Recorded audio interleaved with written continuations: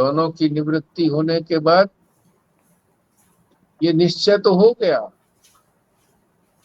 कि परमात्मा एक ही है, आत्मा एक ही है। आत्मा परमात्मा से भिन्न नहीं है, एक ही हो गया, अद्वितीय है। ब्रह्म कहिए, ब्रह्म अद्वितीय है। पर ये अविद्या जो अनंत काल से हमारे अंदर पड़ी थी, इस अविद्या का झोंका कभी कभी इस बात को हटा देता है कि नहीं, जगत तो सत्य भी हो सकता है। जीव ईश्वर जगत एक होने में भी दिक्कत हो सकती है कभी कभी। इसलिए कहा है कि जो निश्चय किया है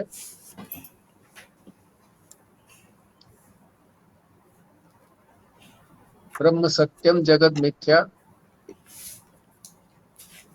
उस निश्चय में बैठना है। जब उस निश्चय से डिगने लगे, फिर शास्त्र का श्रवण करो। शास्त्र का मन में सोचो, शास्त्र ने तो ऐसे कहा है। कौन सा पेज है? 44 44।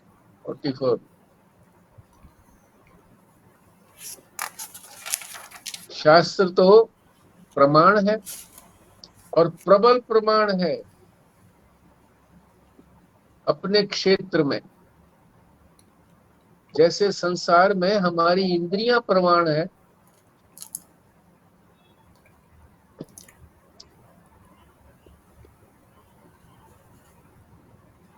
आंख ने कह दिया इसका ऐसा रूप है, आकार ऐसा है, या ऐसा रंग है, तो और कोई इंद्रिय या कोई और प्रमाण इस बात को झुठला नहीं सकता।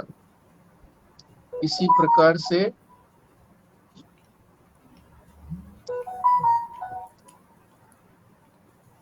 वेदांत में, ज्ञान मार्ग में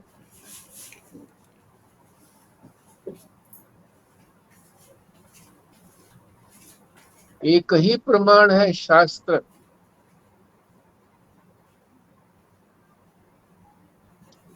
मोक्ष के लिए भी शास्त्र ही प्रमाण है। दुखों की आत्यंतिक निवृत्ति के लिए भी शास्त्र ही प्रमाण है, और परमानंद की प्राप्ति के लिए भी शास्त्र ही प्रमाण है।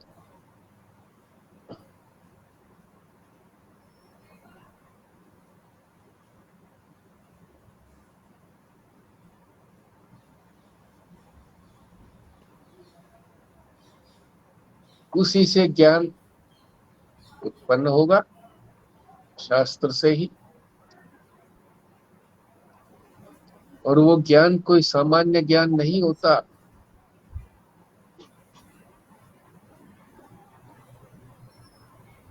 वो ज्ञान जितने भी प्रतिबंध हैं, जितनी भी रुकावटें हैं,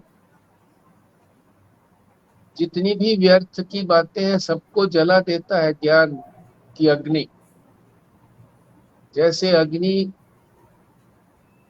में कुछ भी डाल दो,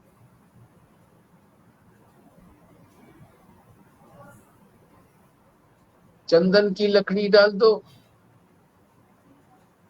सामान्य लकड़ी डाल दो,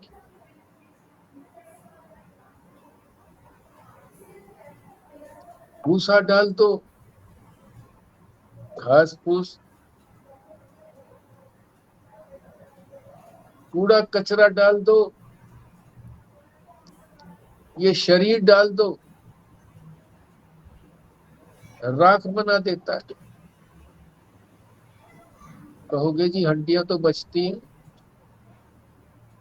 और अधिक तीव्र राग हो, तीव्र आग होगी तो ये हड्डियां भी नहीं बचती है। ज्ञान की तीव्रता से कुछ नहीं बचता।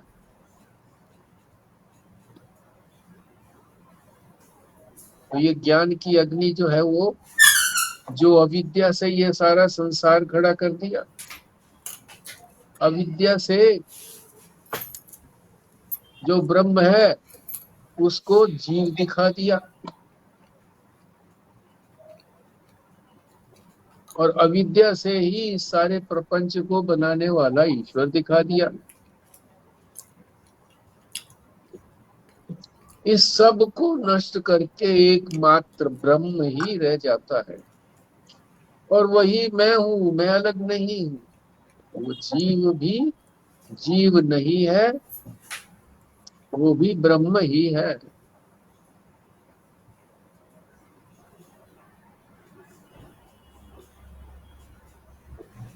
अब श्रवण से जो संशय की निवृत्ति होती है कि आत्मा एक है या अनेक है,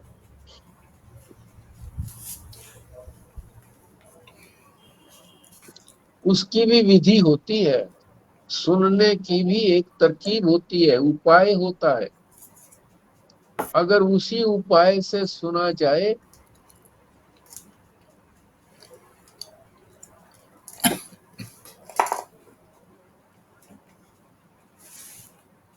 तो उसका परिणाम निकलता है, उस उपाय से न सुना जाए तो परिणाम नहीं निकलता। अब वो उपाय क्या है? वो उपाय है 6।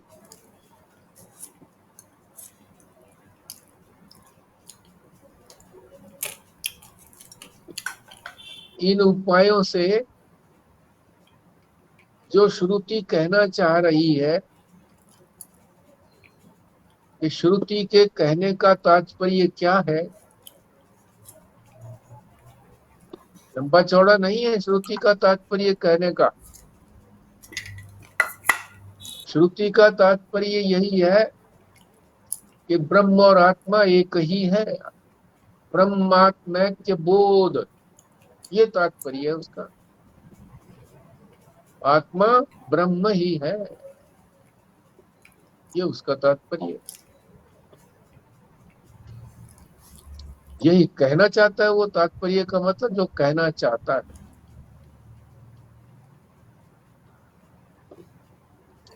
इस बात को हृदयंगम करने के लिए ठीक प्रकार से श्रवण होना चाहिए, और वो श्रवण 6 प्रकार से होगा तो सफलता मिलेगी।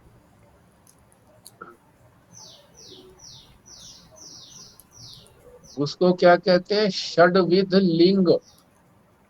षड्विध लिंग, लिंग माने चिन्ह। ये तो चिन्ह है, इनका पालन करेंगे तो होगा ना, चिन्ह से थोड़ी पहुंच जाएंगे। जैसे सड़क पर है हम,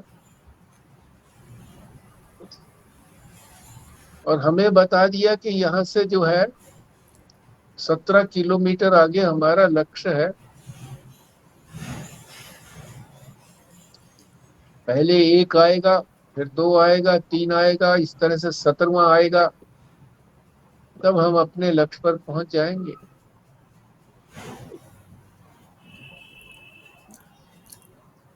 तो ये नहीं है कि केवल उनको देख लिया, जान लिया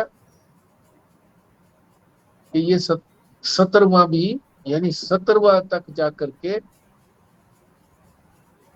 हमें अपने लक्ष्य की प्राप्ति होगी। तो चलने से होगा, क्रम से होगा। तो इस 6 प्रकार के लिंगों को, ये तो लिंग है, चिन्ह है, मंजिल तो नहीं है, ये मंजिल को बताने वाले हैं। तो 6 कौन कौन से हैं ये कई बार हम लोग तो कर चुके हैं, फिर भी दोबारा कर लेते हैं। 6 है क्या? उपक्रम, उपसंहार, उपक्रम, उपक्रम ऐसे बोलना है, उपक्रम, उपसंहार, उपक्रम का तात्पर्य यह है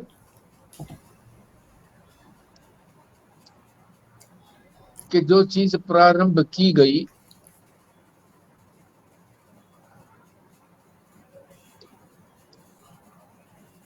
प्रतिज्ञा की गई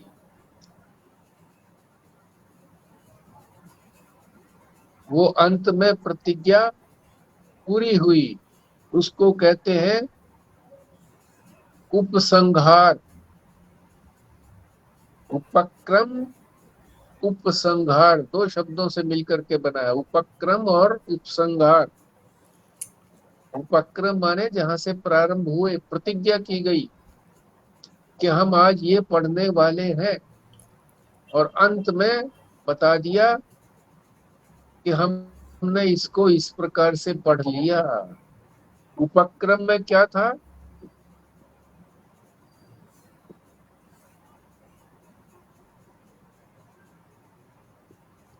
उपनिषद ने कहा है, छांदोग्य उपनिषद ने, सदैव सौम्य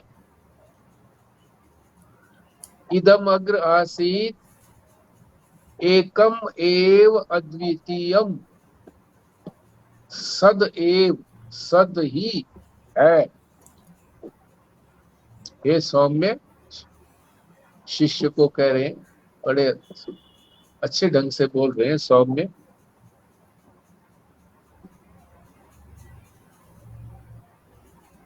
सद एव, हमेशा से है। क्या है? सद ही है, यानी सदरूप परमात्मा ही हमेशा से है, पहले से ही है। सद एव, सदरूपी परमात्मा ही, एव माने ही। इदम अग्र, अब से पहले, यानी अब का मतलब ये सृष्टि बनने से पहले। आसीद, था, सद ही था, सद ब्रह्म ही था इस सृष्टि के बनने से पहले। क्या वो नहीं है? ये प्रश्न उठ सकता है, क्या वो नहीं? नहीं, ये तो समझाने के लिए कह दिया कि इससे पहले वो अब भी है, और इस सृष्टि के बनने से पहले भी था। और एक ही है, और तो बताया ही नहीं कोई भी। ये जो तो क्या? इसमें लास्ट में बोला है ना, मेवा द्वितीयम, ये आसीद एक करके फिर इसमें लिखा है मेव अद्वितीयम, इसका क्या मतलब है? अद्वितीयम, आसीद एकम, आसीद एक, एकम, ये मैं इसके साथ लग गया, एकम एव, एक ही, अद्वितीय है, वो एक ही है।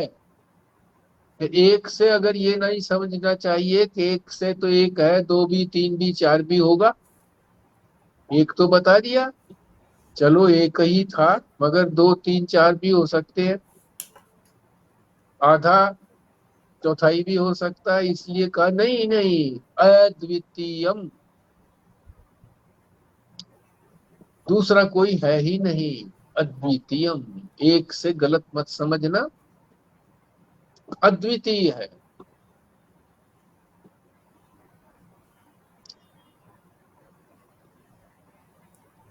हे सौम्य, इस सृष्टि की के बनने से पहले सदरूप परमात्मा एक ही था, एक ही नहीं, अद्वितीय था। एकम और अद्वितीय दोनों साथ साथ बोल लो। एकम अद्वितीय था, अब भी है। ये छांदोग्य उपनिषद के छठे अध्याय में उन्होंने यहीं से प्रारंभ किया। छठा अध्याय ज्ञान का अध्याय है, छठा।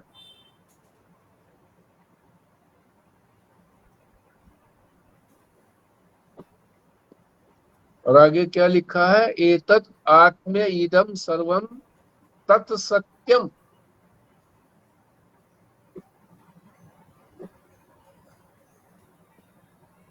प्रारंभ तो वहां से किया था, कहां से, सदैव सौम्य इदम अग्र आसीत। इस सृष्टि के बनने से पहले एकमात्र पहले वही सदरूप परमात्मा था। अंत कहाँ किया, उसी बात को सिद्ध किया ना, ये प्रतिज्ञा थी। और उस प्रतिज्ञा को पूरी कैसे किया, एतत् आत्म्य इदम सर्वम, इस प्रकार से ये, एतद, इस प्रकार से, आत्म्य आत्मा ही, इदम सर्वम, ये सब, आत्मा ही ये सब है, तत्सत्यम, और वो सत्य है। इस प्रकार से सत्य आत्मा वही है, वही ब्रह्म, जिसको सद कहा था, सदरूप ब्रह्म। सद का माने सत्य, इसलिए वो ही सत्य है, और कोई सत्य है ही नहीं, वही सत्य है। प्रारंभ भी यही से किया था, जिसको कहा है उपक्रम, और अंत उसका, उसको सिद्ध किया कि हाँ, इस प्रकार से ये सब कुछ जो दिख रहा है, ये सब कुछ सतरूप परमात्मा ही है, सत्यम। सब कुछ सतरूप परमात्मा ही है, सदरूप परमात्मा ही है। सदरूप परमात्मा सिद्ध करना था, वही सिद्ध कर दिया। ये कहा गया उपसंहार, जो प्रतिज्ञा की थी वही पूरी कर दी।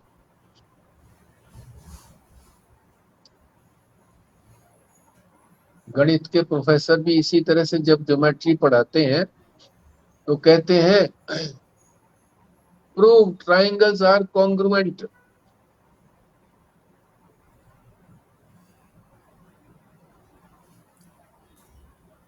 और अंत में क्या कहते हैं, hence the triangles are congruent. Hence, इस प्रकार से नाप नूप करके बता दिया कि ये एक जैसी है ट्राइंगल, चाहे किसी तरह से कोई लंबी हो। ट्राइंगल में तीन होती है ना, तीन बाहें, त्रिकोण।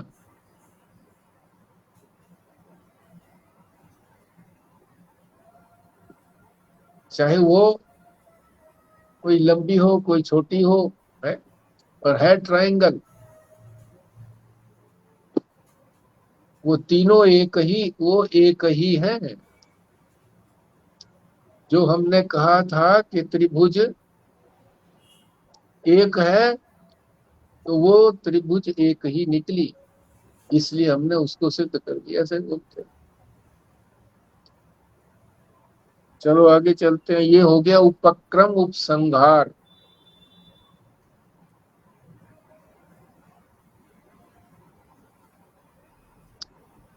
तो जो शिष्य है उसको ये समझना चाहिए कि भी हमने क्या सिद्ध करना है,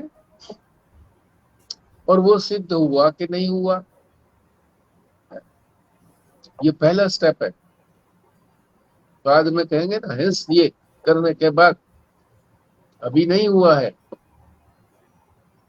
तो 6 स्टेप्स जो है, ये षड्विध लिंग जो है, 6 विधियां जो है, 6 चिन्ह जो है, ये इसी बात को करने के लिए। आगे दूसरा, छांदोग्य उपनिषद में ही तत्त्वमसि, तत्व, त्वम और असि। असि माने है, तत्व त्वम, त्वम माने तू, तत्व माने वह। तो गुरु जी कहते हैं उसको महावाक्य है ये तत्वमसि। गुरु जी कहते हैं तू वही है, तत्त्वम असि, त्वम तत् असि, तू वही है, ये कहते हैं। क्या मतलब? जीव ईश्वर ही है, ये कहा। जीव ईश्वर ही है, जीव और ईश्वर की एकता दिखा दी। महावाक्य है ये छंदोग्य उपनिषद में। एक एक उपनिषद का एक एक महावाक्य है।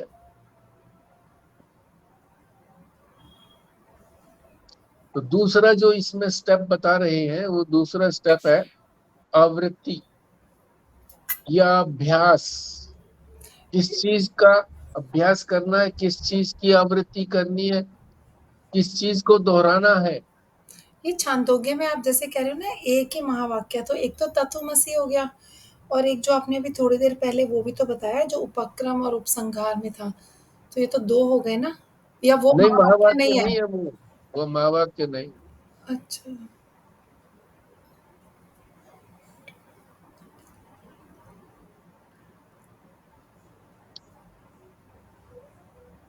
9 बार आवृत्ति की है उसके अंदर। जो शिष्य था, गुरु उसको समझा रहा था, शंकाएं होती रही, 9 बार समझाना पड़ा, तब उसको ये समझ में आया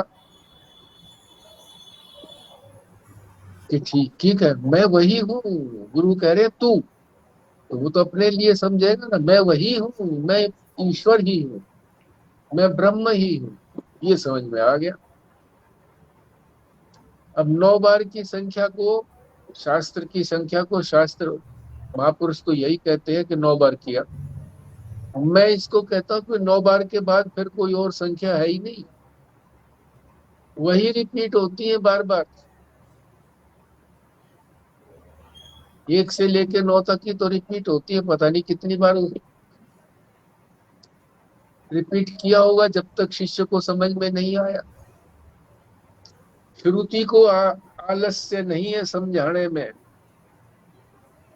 और श्रुति को जो समझाने वाला सदगुरु है उसको भी आलस्य नहीं है। कितनी शंकाएं करो, अब ये शंकाएं तो हो रही थी पीछे, इसी में कितनी सारी शंकाएं की हैं। वासुदेव यति महाराज जी ने स्वयं की है, स्वयं का निराकरण किया है उनका। बार बार दोहराना, आवृत्ति, अभ्यास बोला है उसको। ये दूसरा हो गया उसका स्टेप। जब तक बार बार नहीं दोहराएंगे फिसलता चला जाएगा, फिसलता चला जाएगा। जो कुछ समझोगे वो फिसल जाएगा, बार बार दोहराना पड़ेगा। आगे तीसरा उपाय क्या है?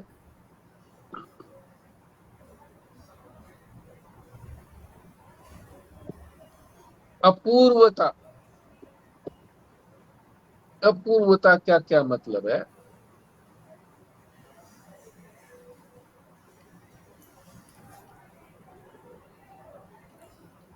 ये जो परमात्मा अखंड और एक रस है, यानी इसके टुकड़े नहीं है, और एक रस है लगातार, बीच में कहीं कोई कटाव नहीं है।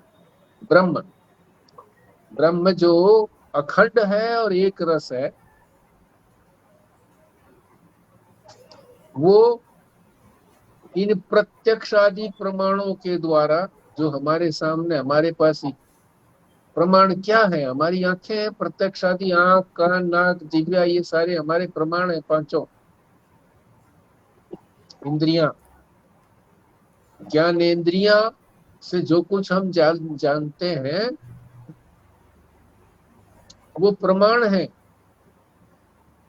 संसार के लिए, पर वो परमात्मा के लिए प्रमाण नहीं है, ज्ञान मार्ग के लिए प्रमाण नहीं है। इनको कहते हैं प्रत्यक्षादि प्रमाण। तो प्रमाण भी कई प्रकार के होते हैं, प्रत्यक्ष, अनुमान और कई होते हैं। पर वो जब तक प्रत्यक्ष नहीं होता तब तक उसके पीछे चलने वाले वो नहीं होते हैं। अनुमान हम किसी चीज का तभी लगाते हैं जब पहले हमने उसको पहले कभी देख लिया हो किसी प्रकार से। तो प्रत्यक्ष आदि इसीलिए लगा दिया, प्रत्यक्ष आदि प्रमाणों द्वारा जो अगम्यता है। अगम्यता मतलब वहां तक नहीं पहुंच सकते, गमन नहीं कर सकते वहां तक। प्रत्यक्ष आदि प्रमाणों से वहां तक नहीं पहुंच सकते। फिर प्रमाण कौन सा होगा? केवल उपनिषद मात्रम। उपनिषद कहो, श्रुति कहो, वेद कहो, उसी से ही वो वहां पहुंचा जा सकता है। इसको कहते हैं अपूर्वता। अपूर्व है और किसी माध्यम से वहां तक नहीं पहुंचा जा सकता। एक ही रास्ता है। अ- कहते हैं ना जी, वो अपूर्व का क्या मतलब है? जो पहले कभी कहा नहीं गया है, इसको प्रमाणित करने के लिए कहा नहीं गया है, शास्त्र ने ही कहा है। संसार के लिए प्रमाण तो पहले कहे गए हैं और हमारा अनुभव भी रहा है, और ये शास्त्र का जो श्रवण हमने किया है इसी से हमको पता लगा है, इससे पहले नहीं पता लगा था। अपूर्व है।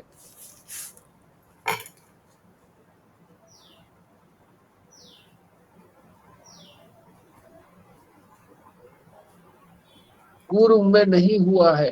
पूर्व माने तो पूर्व हो गया, इससे पहले, और अपूर्व है, इससे पहले नहीं है।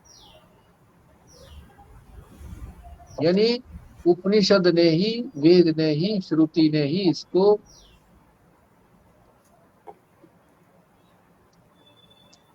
इसका प्रमाण है। ये है तीसरा लिंग, यानी तीसरा स्टेप। चौथा है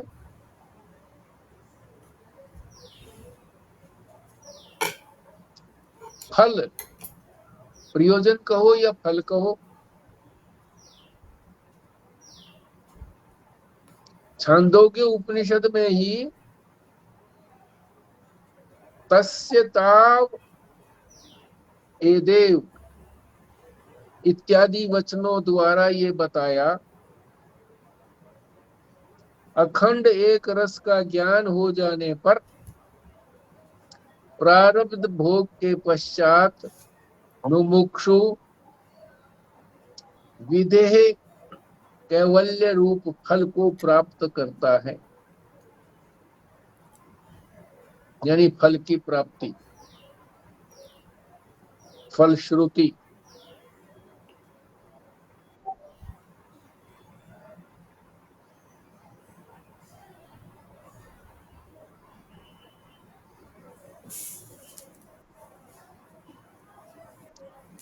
तो प्रयोजन भी तो सिद्ध होना चाहिए ना।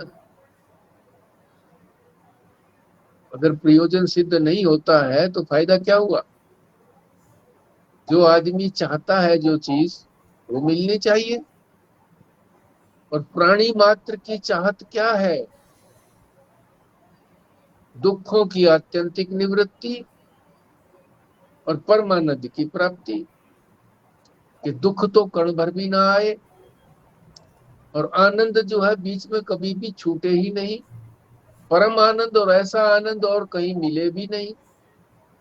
परम आनंद है। इस आनंद में और कोई आनंद नहीं जोड़ सकते, सारे आनंद फीके हैं।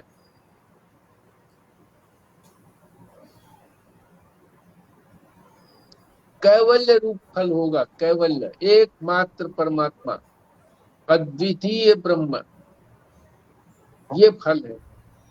अद्वितीय ब्रह्म हो गए, कोई दूसरा बचा नहीं, तो दुख कहां से होगा? दुख तो हमें हमेशा दूसरे से होता है, अपने से कोई दुख नहीं होता।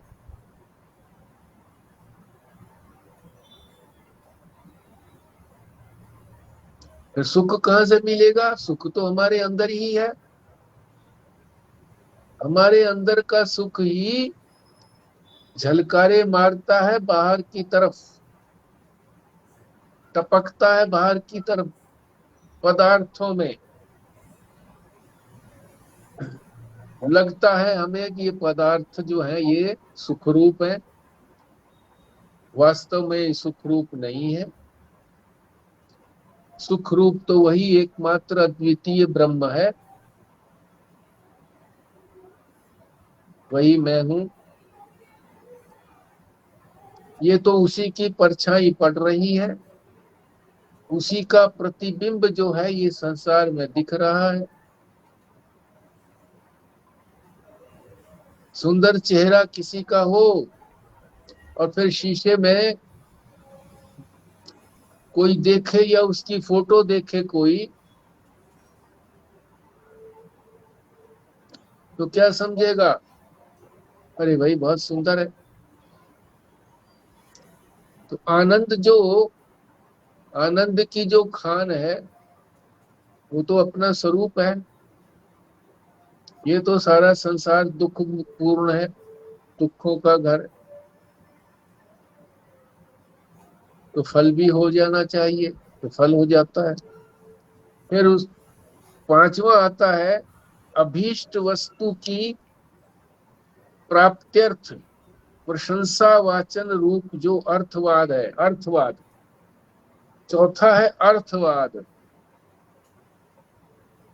अब अर्थवाद से ये मत समझना कि उसका मतलब है, मीनिंग है, ये मत समझना। अर्थवाद का मतलब है प्रशंसा, प्रशंसावाचक शब्द। फल तो बता दिया। अब जो शिक्षक है वो बार बार उस फल की प्रशंसा करे,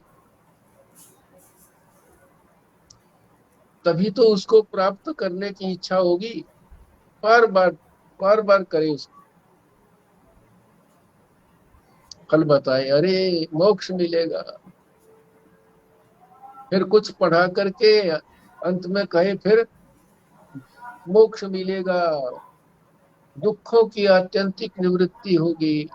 बार बार इसी बात को दोहराए। अर्थवाद।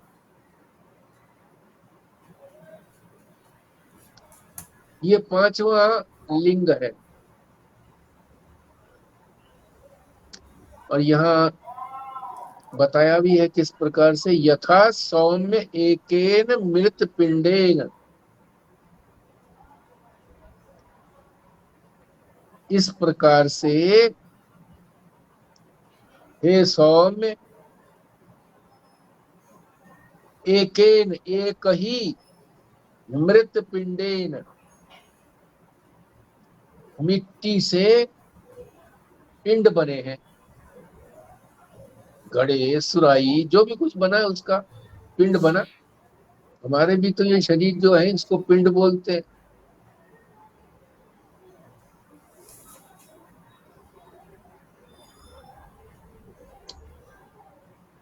इस प्रकार से सौम्य एक ही से अनेक पदार्थ बने हैं।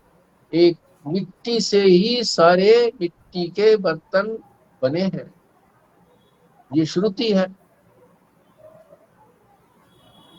एक के ज्ञान से सभी वस्तुओं का ज्ञान होना।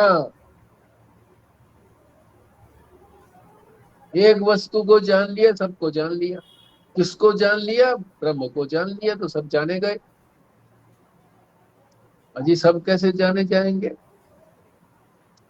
सारे संसार को हम कैसे जान लेंगे?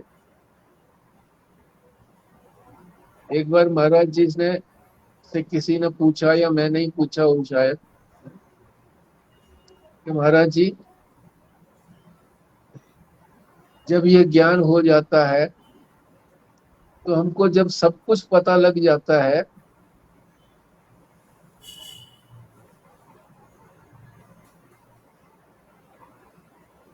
तो बंबई में मेरे भाई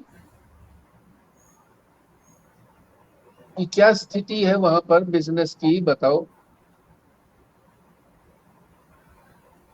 तो महाराज जी ने कहा ये बात नहीं है, ये व्यर्थ की बातें हैं, इसका क्या ज्ञान करना, भ्रम है, ये भ्रम, भ्रमों के ज्ञान की बात नहीं है, वस्तु के ज्ञान की बात है। रस्सी को जान लिया तो कोई ये कहे कि भी आपको रस्सी का ज्ञान हो गया, तो क्या आपने माला का ज्ञान, सर्प का ज्ञान, धरती की तरेड़ का ज्ञान, जल की धारा का ज्ञान, सारे ज्ञान हो गए आपको। और भी जिसके जैसे संस्कार होंगे वो रस्सी को वैसे ही देखेगा, सारे ज्ञान हो गए। कहते ये तो भ्रम है, इनको तो हटाना है।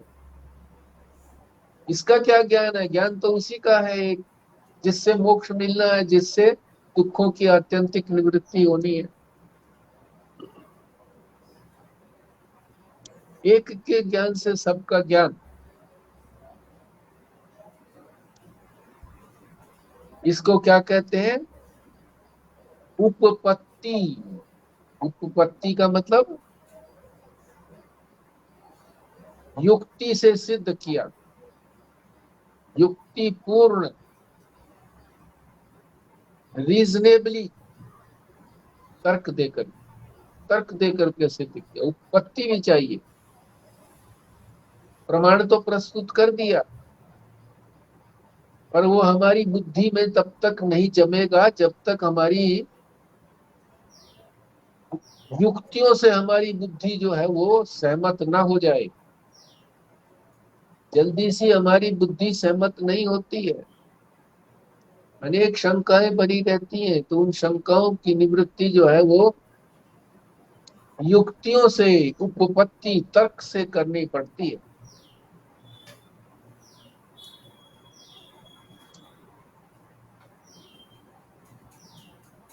तो ये छठा हो गया उपपत्ति। एक बार इनकी सबकी गिनती कर लेते हैं। पहला है उपक्रम उपसंहार, दूसरा है अभ्यास या आवृत्ति कहूं, तीसरा है अपूर्वता, यानी शास्त्र के अतिरिक्त और कोई इसको बता नहीं सकता, पहुंच नहीं सकता वहां, तो इसको अपूर्वता का है। चौथा है फल यानी प्रयोजन, क्या है प्रयोजन, कोई भी शास्त्र पढ़े हम तो उसका प्रयोजन क्या है ये पता लगना चाहिए। अर्थवाद पांचवा, प्रशंसा करी जाती है उसकी बार बार, ये स्टेप्स हैं, तभी तो शिष्य को उसमें रुचि बनी रहेगी।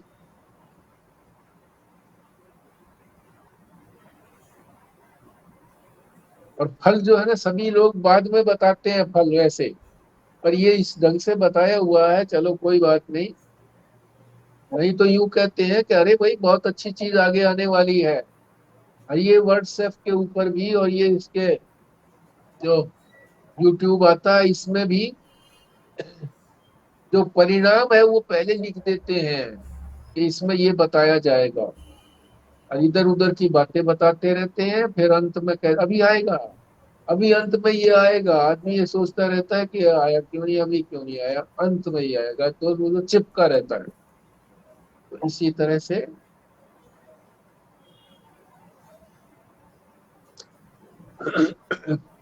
फल की प्रशंसा भी करता रहेगा। पांचवा हो गया प्रशंसा वाला अर्थवाद, और छठा हो गया उपपत्ति, बोलते हैं उसको, युक्ति। तो इन शब्दों को अच्छी तरह से याद करना है। आज यहीं पर विश्राम लेते हैं।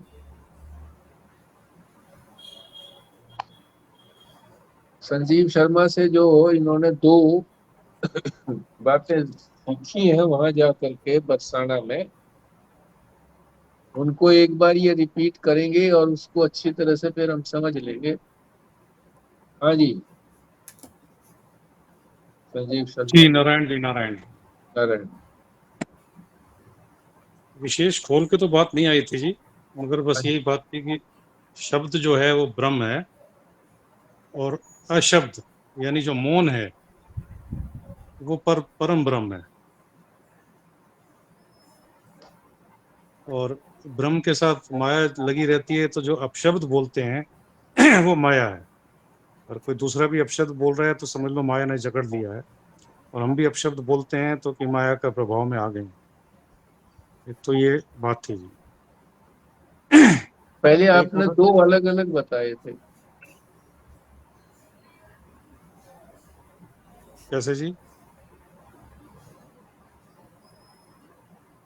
शब्द ब्रह्म, हाँ जी, शब्द ही ब्रह्म है ना, ये जी, मतलब है शब्द ब्रह्म। हाँ जी, जी। और कहा था ए शब्द ब्रह्म। ऐ शब्द परम ब्रह्म है, हाँ, पर ए ब्रह्म। शब्द जो है वो परम ब्रह्म है। जी, इसी पर ज्यादा हम जोर देंगे। हाँ, ए शब्द परम ब्रह्म, यानी एक तो ब्रह्म है और एक परम ब्रह्म है। अब पहले पहले वाले को समझ लेते हैं। संजीव शर्मा जी समझाएं तो मुझे अच्छा लगेगा। नहीं आप ही बताओ जी। अच्छा जी।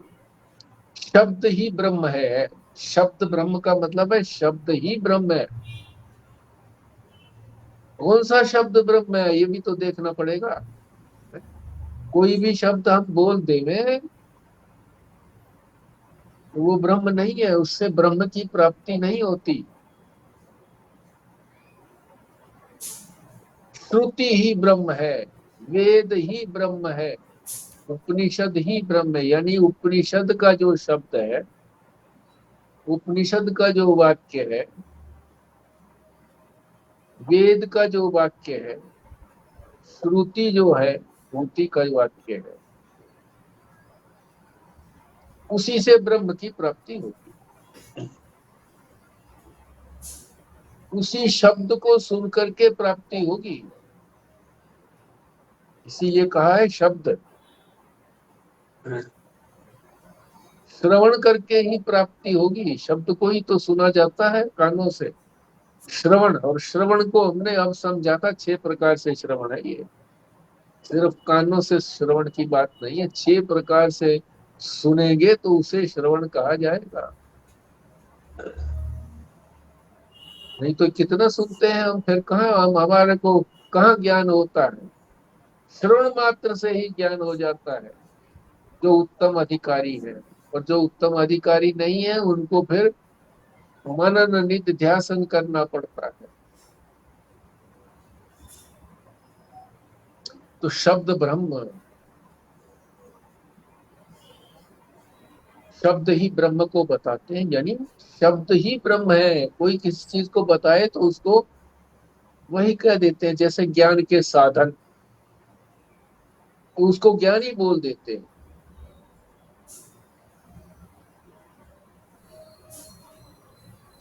दूसरा है ए शब्द परम ब्रह्म।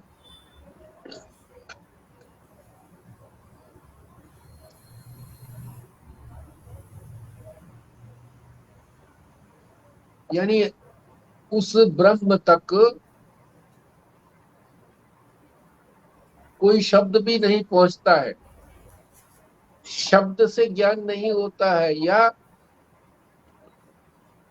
अब उस ब्रह्म को समझाने के लिए कोई शब्द बचा नहीं है। ब्रह्म हो गया, अब उस ब्रह्म को समझाने के लिए कोई शब्द और बचा नहीं है। किस शब्द से कहोगे कि वो ब्रह्म है? नहीं कहा जा सकता। ए शब्द, ए शब्द से ही उसको कहा जा सकता है। मौन के द्वारा ही उसको कहा जा सकता है। इसके लिए शास्त्र में उदाहरण भी है कि सनक सनंदन सनत कुमार चारों भाई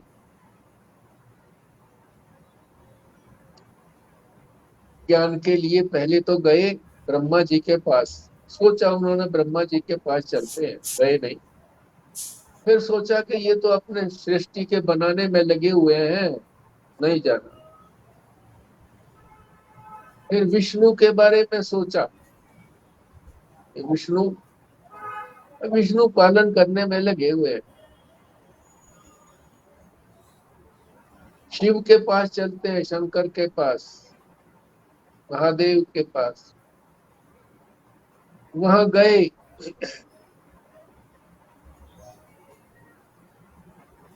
तो शंकर भगवान जो थे वो समाधि में बैठे हुए थे।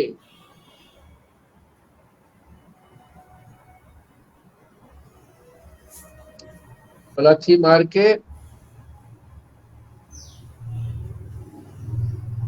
अंगूठा और तर्जनी को ऐसे, ये इसको जोड़े हुए और 3 उंगलियों एक साथ, इस मुद्रा में इस ढंग से बैठे हुए थे, घुटनों के ऊपर बैठे हुए थे, ये हाथ इस तरह से।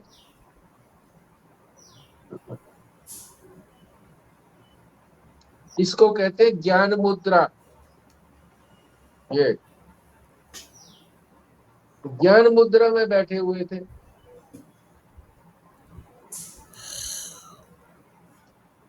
अब ज्ञान मुद्रा में समझाएंगे थोड़ा सा, समावर में क्या ज्ञान मुद्रा का तात्पर्य ये है।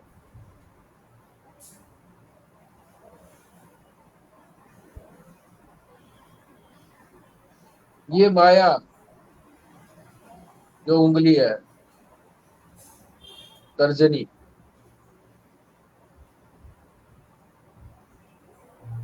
और ये जो 3 उंगलियां हैं, ये तमोगुण, ये बीच वाली तमोगुण, ये उससे छोटी रजोगुण, और ये सत्वगुण। सबसे ज्यादा हमारे अंदर तमोगुण है। आप कहोगे जी सोते हैं बस इतना तमोगुण है, नहीं, जागते हुए भी तमोगुण ही है। उससे कम जो है रजोगुण है, और सबसे कम जो है वो सत्वगुण है। ये 3 गुण, इन 3 गुणों से परे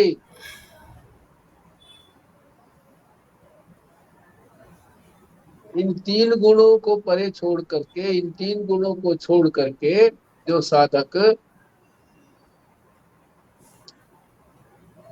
माया को ब्रह्म से जोड़ देता है,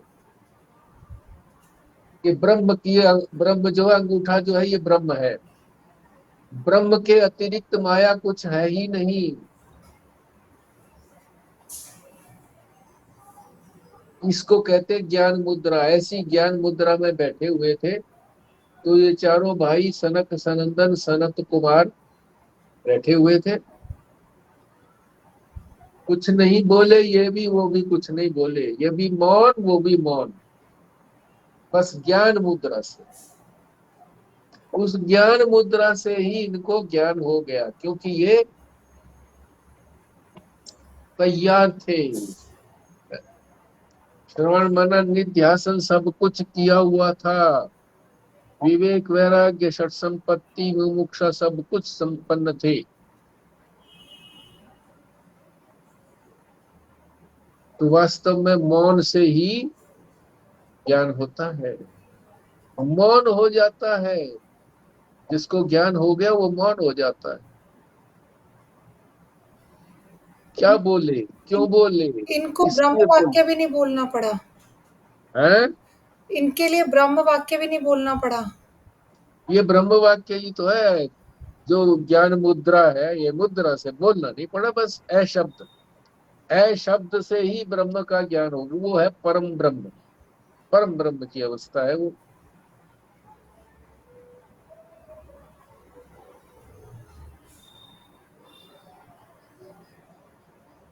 ठीक है जी, और कोई विश्लेषण करना हो तो कर लो।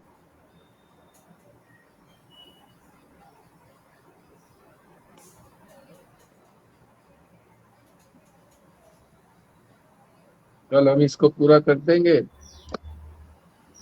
अध्याय छोटा सा संदर्भ और याद आ रहा है जी, कहो तो बात करूं 1 मिनट के हाँ अंदर। जी, हाँ जी। ये चर्चा कर रहे थे कि विनोबा जी ने कहा, ज्ञानदेव और नामदेव आपस में चर्चा कर रहे थे। हम्म।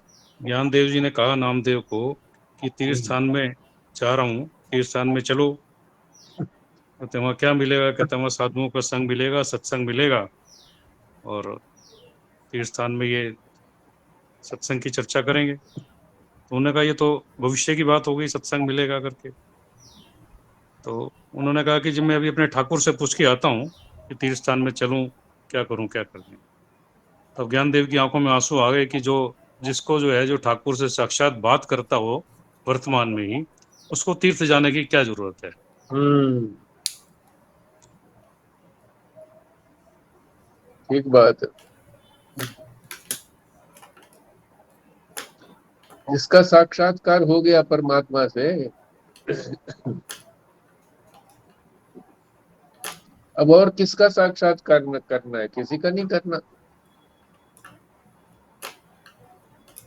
ठीक बात है। करें जी, पूर्णाहुति करें जी। अब लोग जो है ना, जो भक्त लोग हैं, वो साक्षात्कार होने से पहले ही उनके सामने बोलते हैं, आज्ञा लेते हैं, उनकी आज्ञा, कि मैं बाहर मार्केट में जा रहा हूँ, चला जाऊं। चले जाते हैं ऐसे कह करके, फिर आकर के कहते हैं जी मैं आ गया। जग्यासी जी इसी तरह से थे, अपनी माता से पूछ करके जाना। सबसे पहले आते ही माता जी के दर्शन करना, जो भी वस्तु लाए माता जी के सामने रखना। उन्होंने उसी को ही समझा हुआ था कि मेरे ये यही इष्ट है बस। ठीक है, पूर्णाहुति करिए। जी। ओम पूर्णमद पूर्णमिदम पूर्णात पूर्णमुदच्यते पूर्णस्य पूर्णमादाय पूर्णमेवावशिष्यते। ओम शांति शांति शांति। नारायण नारायण नारायण। नारायण नारायण। नारायण।